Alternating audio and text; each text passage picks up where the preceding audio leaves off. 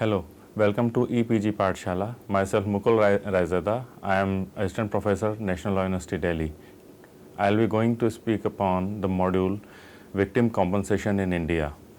The prerequisites of this module are a basic understanding of rights of victims, state's role in ensuring victims' rights and different trial stages, and also sentencing and appeals.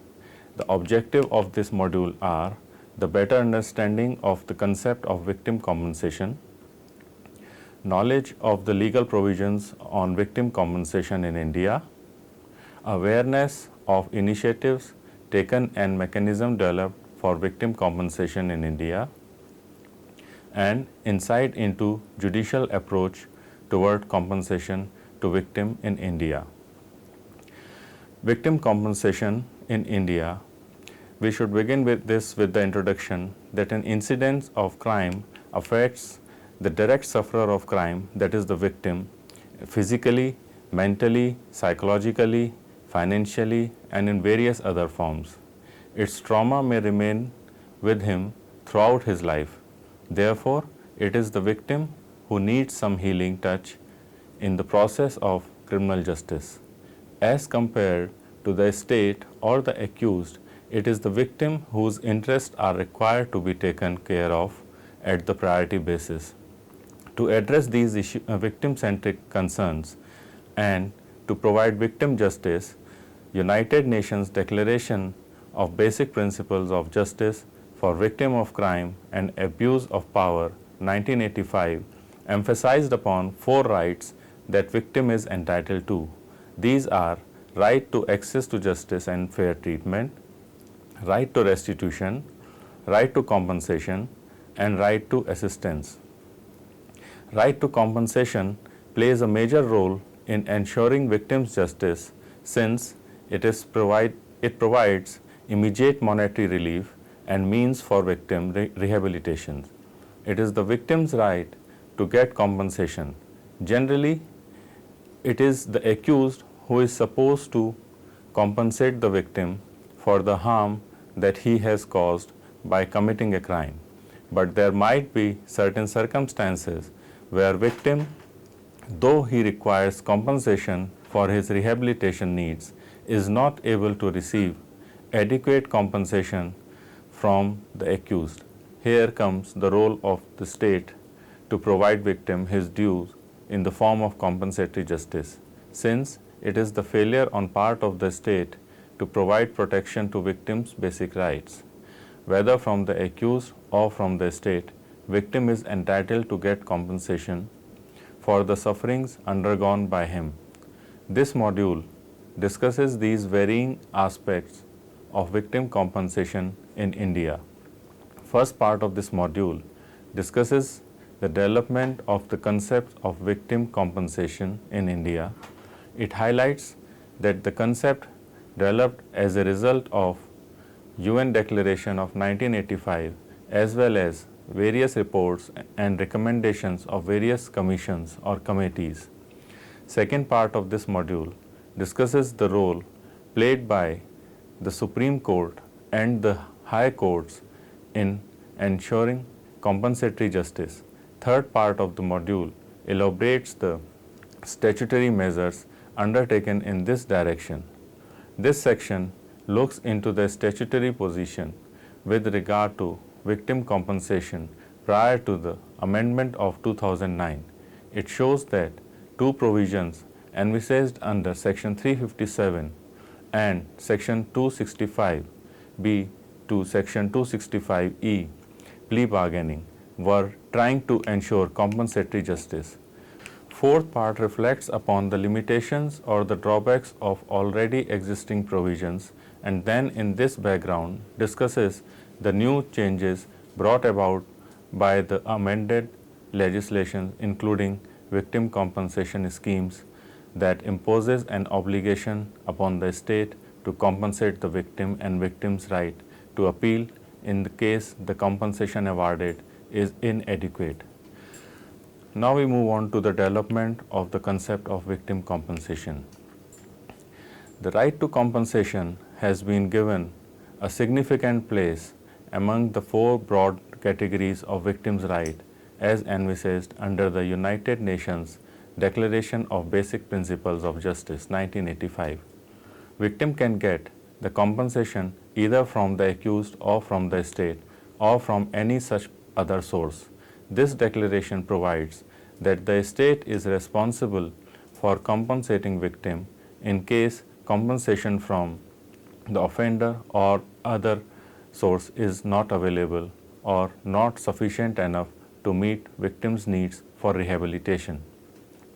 Malimat Committee in its report 2009 observed that the compensation under Section 357 of Criminal Procedure Code 1973 could be awarded only upon the conviction of the accused person, because of which grievance of many victims remain unaddressed.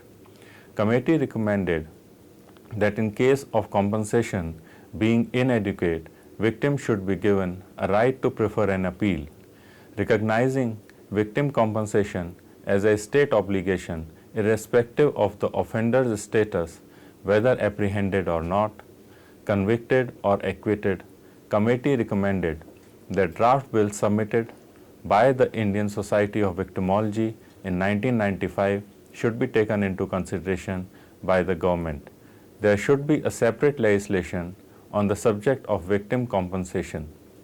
This law will provide for establishment of Victims Compensation Fund under the administration of Legal Services Authority. Scale of compensation for victims of different offences should be specifically mentioned so as to provide a guidance to the court. There should be specific mention of offences and the circumstances in which compensation should be granted or should not be granted or should be withdrawn. It was submitted by the committee that implementation of these recommendations will result ensuring better and quicker justice to victims of crime. 154th report of Law Commission of India in 1996 emphasized upon victims' right to compensation. It was recommended by the Commission that in India the principle of compensation to the crime victims needs to be reviewed and expanded to cover all cases. The compensation should not be limited only to the fines, penalties, and forfeitures realized. The state should accept the principle of providing assistance to victims out of its own funds. Law Commission submitted its 226 report in 2009 to the Honorable Supreme Court of India for its consideration in a writ petition pending before the court on the inclusion of acid attacks as specific offences in the Indian Penal Code and a law for compensation for victims of crime. This report cited the Supreme Court decided cases where court dispensed compensatory justice to the victim of crime. It referred to Delhi Domestic Working Women's Forum case 1995, where the Supreme Court emphasized upon the need for establishing a criminal injuries compensation board by the government for rape victims within 6 months. Law Commission also considered the suggestions made by the National Commission for Women to provide with a special board that will provide compensation to the acid attack victims. After considering all aspects of the problem, it was observed by the Law Commission that not only the victim of acid attacks but all victims of crime need compensation for their rehabilitation. The Law Commission recommended for enactment of a law to establish Criminal Injuries Compensation Board at central, state and district levels to ensure compensatory justice to victims. It was observed by the Justice Krishna Iyer in the case of Ratan Singh versus State of Punjab 1979 Supreme Court that it is a weakness of our jurisprudence that victim of crime and the distress of the dependents of the victim do not attract the attention of law. In fact, the victim reparation is still a vanishing point of our criminal law. This is the deficiency in the system which must be rectified by the legislature. In Rudul Shah versus State of Bihar, 1983 Supreme Court, it was held that if there is a deprivation of fundamental rights under Article 21, this court can grant compensation under Article 32 of the Constitution. Supreme Court observed in the case of Nelapati Behera versus State of Odisha 1993 Supreme Court that wide powers given to this court by Article 32, which itself is a fundamental right, imposes a constitutional obligation on this court to forge such new tools which may be necessary for doing complete justice and enforcing the fundamental rights guaranteed in the Constitution, which enables the award of monetary compensation in appropriate cases, where that is the only mode of redress available. Discussing the scope of right to compensation under Indian Constitution, the Apex Court in D.K. Basu versus State of West Bengal 1996 observed that there is indeed no express provision in the Constitution of India for grant of compensation for violation of a fundamental right to life. Nonetheless, this court has judicially evolved a right to compensation in cases of established unconstitutional deprivation of personal liberty or life. In the same case, Supreme Court further went on to state that the grant of compensation in proceedings under Article 21 and Article 226 of the Constitution of India for the established violation of the fundamental rights guaranteed under Article 21 is an exercise of the court under the public law jurisdiction for penalizing the wrongdoer and fixing the liability for the public wrong on state which failed in the discharge of its public duty to protect the fundamental rights of the citizen. In the case of Bodhisattva Gautam versus Shubhra Chakravarti 1996, Supreme Court, exercising its inherent power, awarded interim compensation to the rape victim who was impregnated twice by the offender and suffered 2 abortions as a result of the same impregnation. It was observed by the court while referring to its earlier decision in the Delhi Domestic Working Women's Forum versus Union of India 1995 that if the court trying an offense of rape has jurisdiction to award the compensation at the final stage, there is no reason to deny to the court the right to award interim compensation, which should also be provided in the scheme. In Abdul Rashid versus State of Odisha and others, 2013, scope of compensation was widened by making it applicable not only in the case of victims of state excesses, but to the victims of crime too. The court observed that the expanding scope of Article 21 is not limited to providing compensation when the state or its functionaries are guilty of an act of commission, but also to rehabilitate the victim or his family where crime is committed by an individual without any role of the state or its functionaries. In Lakshmi versus Union of India 2014, taking into consideration on the medical and rehabilitative needs of the victim of acid attack, it was decided by the Supreme Court that the acid attack victims should be paid at least Rs 3 lakh as compensation. Code of Criminal Procedure before the amendment of 2009,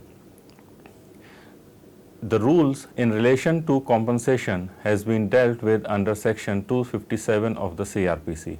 This section describes the circumstances when a court can award compensation to whom such compensation is to be paid or who are entitled to get the amount of compensation and how much compensation should be awarded, etc. Section 357(1) provides that in case of sentence of fine or a sentence of which fine forms a part, the court, while imposing such sentence, may order for payment of compensation out of such fine. The court may order for applying this amount in defraying the expenses incurred in the prosecution or in payment of compensation for any loss or injury caused by the offense, provided such compensation is recoverable in civil court. Section 357 subsection 1 also provides that in case of death of a victim caused by the offense, persons who are entitled under the Fatal Accident Act 1855 to receive damages shall be entitled to receive compensation. In case of property offenses, the court may order to pay compensation to any bona fide purchaser who suffers loss due to the restoration of such stolen or misappropriated property to the person entitled thereto. Section 357 subsection 2 provides the case of an order to pay fine being subject to appeal. Any payment can be made only after the expiry of the time prescribed for filing of the appeal, or if the appeal has been presented, then only after the passing of the decision by the concerned appellate court. The compensation cannot be claimed by the victim as a right. It depends upon the discretion of the court. It was held in the case of Shaila P. Prabhu versus Nagendra K. Malia, 2006 Karnataka High Court, that it is for the appellate court to consider whether, while suspending the sentence awarded to the offender by the trial court, offender should be ordered to pay whole or any part of the fine or compensation as a condition precedent for suspension of such sentence.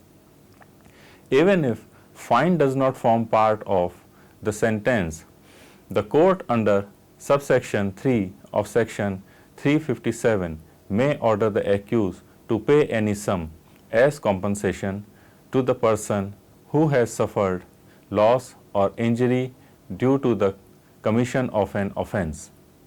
It was held by the Supreme Court in the case of Ahmed Kutti versus Abdullah 2008 that in case of default of payment of compensation as ordered to pay under section 357(3), it can be realized as fine according to the provisions of section 421 of the Code of Criminal Procedure. Subsection 5 of section 357 provides that the civil court, while awarding compensation, shall take into consideration any sum that has already been paid or recovered as compensation under section 357 of the Criminal Procedure Code. Regarding relevant factors for award of compensation, Supreme Court in decided case of K. Bhaskaran versus Shankaran Vedyan Balan 1999 and Rajpal Singh versus State of Punjab 2002 makes it clear that the factor required to be taken into consideration while awarding compensation is the reasonableness of the amount that is to be paid. This can be judged by looking into the paying capacity of the accused, gravity of the offense, and needs of the victim or his family.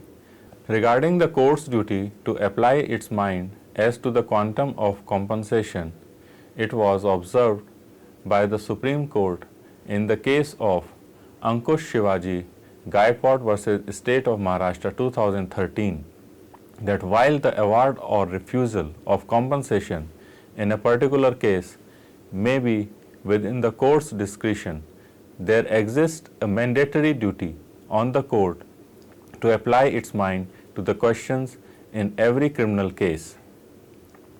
Capacity of the accused to pay that constitutes an important aspect of any order under section 357 Criminal Procedure Code would involve a certain inquiry, albeit summary one, unless of course the facts as emerging in the course of trial are so clear that the court considers it unnecessary to do so.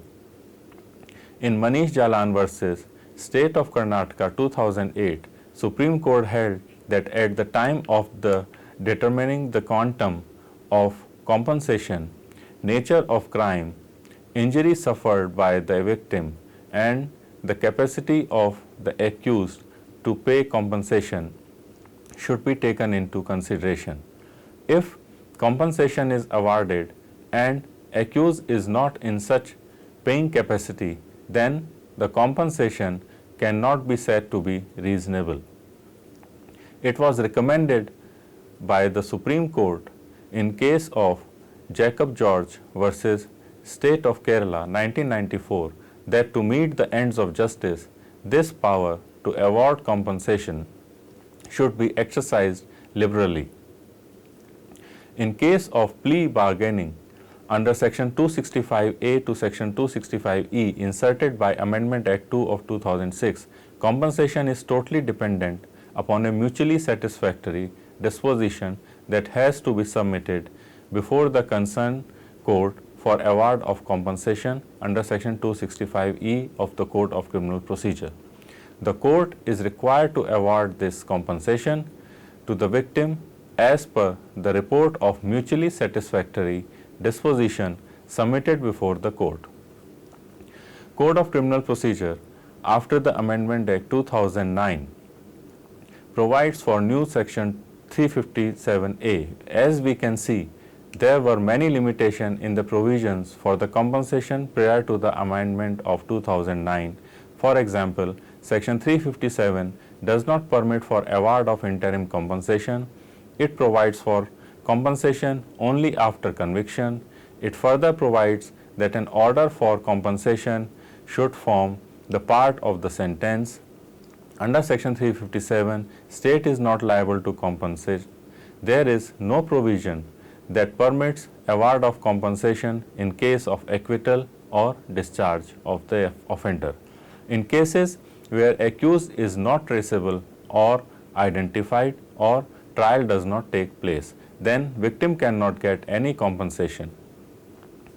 Victim compensation scheme under Section 357A was inserted by Amendment Act 5 of 2009. This section provides for formulating a victim compensation scheme for providing compensation to victims.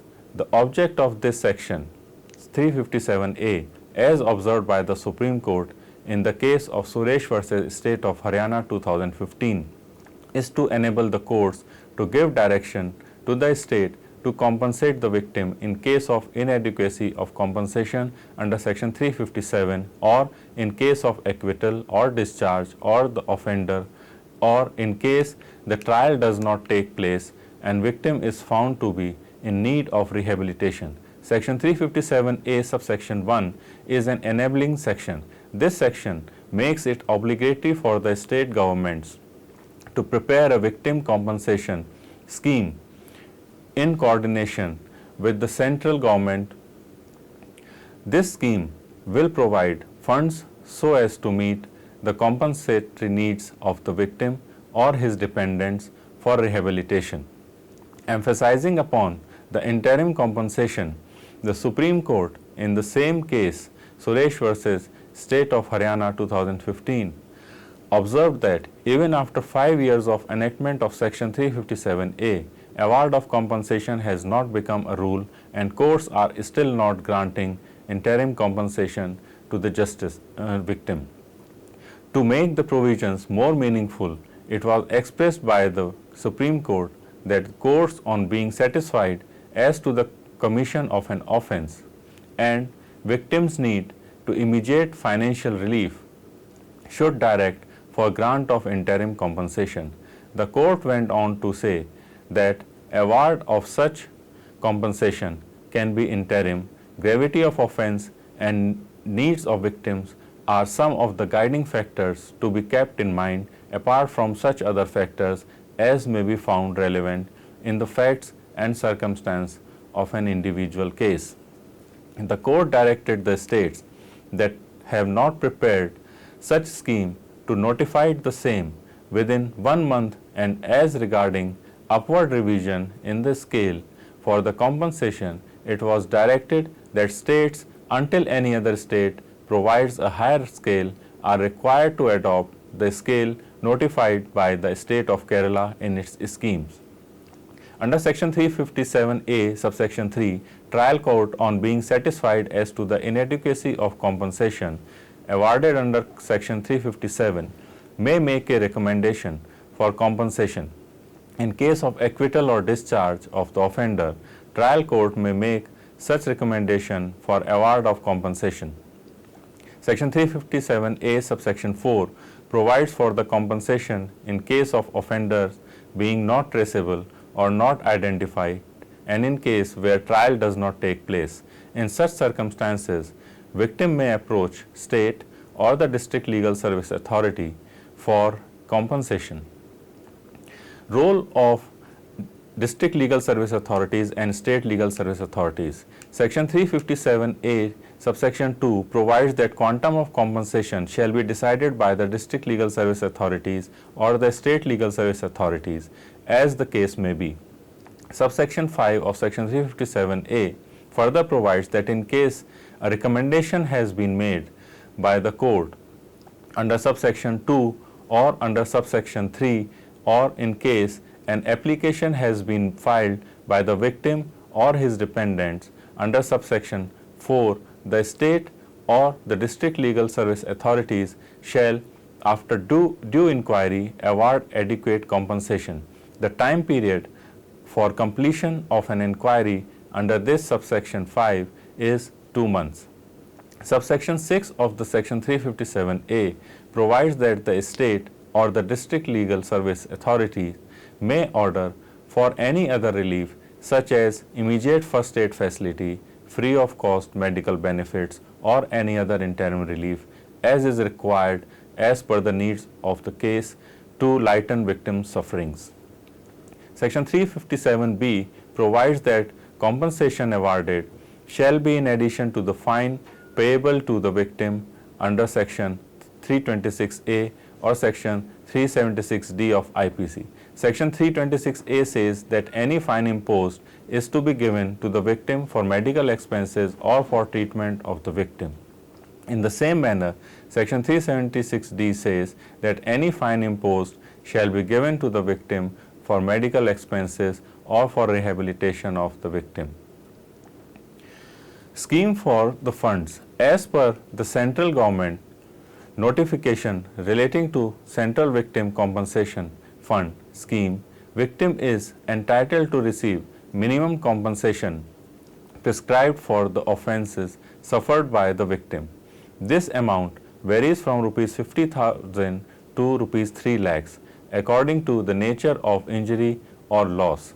According to the notification, this amount of compensation is in case of acid attack is Rs 3 lakh, in case of rape Rs 3 lakhs, in case of physical abuse of minor Rs 2 lakhs, in case of sexual assault excluding rape Rs 50,000, in case of death Rs 2 lakhs, in case of permanent disability which is more than 80% Rs 2 lakhs, and so on.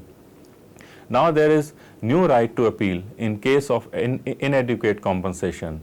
Provision to section 372 CRPC provides that where an order has been passed imposing an inadequate compensation, victim has a right to appeal against such order. Victim has been given a substantive right to appeal against an order of inadequate compensation. It was observed by the Bombay High Court in the case of Balasaheb Rangnath Khade 2012 that court has no right to use its discretion or wisdom to decide whether or not a given victim may appeal a judgment of acquittal, lesser offense, or inadequate compensation. The court would be duty bound to hear the appeal on the merits and allow it or dismiss it on merit. To grant the court the right to grant leave would be to denude the only right to the victim granted to him or her in Indian criminal jurisprudence. Special laws and compensation relate. The Probation of Offenders Act 1958 deals with the power of court to require release offenders to pay compensation and cost. This section provides that in case an offender is released under section 3 after admonition or under section 4 that is on probation of good conduct, then the court releasing the offender has discretion to order the offender to pay compensation for the loss or injury as has been suffered by the victim due to the commission of the offence. In case of Hari Krishan and State of Haryana versus Sukhbir Singh 1988, finding that the compensation awarded by the High Court was inadequate, Supreme Court increased the amount of compensation to rupees 50,000, and Supreme Court emphasized that compensation reassures the victim that he is not a forgotten entity in the criminal justice system. Supreme Court directed all courts to exercise this power of awarding compensation liberally, especially in those cases where the offender is released on admonition or on probation. Section 18A(1) of the Protection of Human Rights Act 1993, as amended in 2006, provides for the steps during and after inquiry. If an inquiry, whether during its continuance or upon its completion, reveals that there has been a violation of human rights or any public servant has been negligent in his duties to prevent such violation of human rights or has abated for the same, then Human Rights Commission may recommend to the concerned government to make such payment of compensation to the victim or to the complainant or to the family members of the victim as is sufficient in the opinion of Human Rights Commission. We can conclude by appreciating how United Nations Declaration, Malimat Committee report, Law Commission's report, and decisions of the Supreme Court and High Courts in India have contributed in the development of the concept of compensatory justice. Judicial pronouncements giving new dimension to the constitutional rights brought a significant change, ensuring compensatory justice to the victim of crime. Module reflects upon the initial legislative scheme that instead of being solely dependent upon the accused to compensate the victim, now after amendment imposes an obligation upon the state to compensate the victim. It can be summed up that in India now victims' right to compensation is well recognized as all the states and union territories have notified victim compensation scheme, and compensatory justice to the victim is trying to meet the aspirations under the United Nations Declaration of 1985. Thank you. Hope you enjoyed listening this video.